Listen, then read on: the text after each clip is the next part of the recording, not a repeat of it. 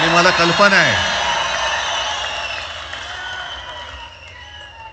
आज मला कल्पना आहे की अनेक बुवा महाराज हे बिझी आहेत. कोण लिंब कापतंय, कोण टाचण्या मारतंय, कोण गावी जाऊन अंगारे दुपारे करत असेल, रेडे कापत असतील.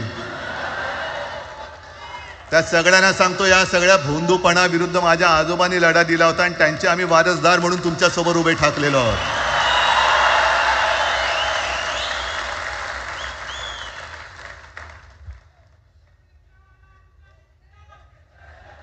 नाही, सगळं आपणच करून ठेवलेलं आहे.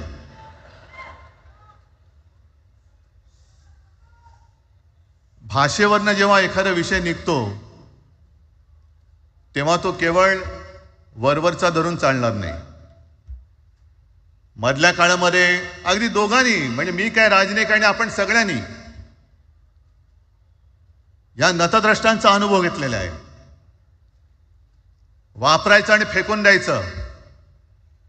आता आम्ही दोघं मिळून तुम्हाला फेकून देणार आहोत.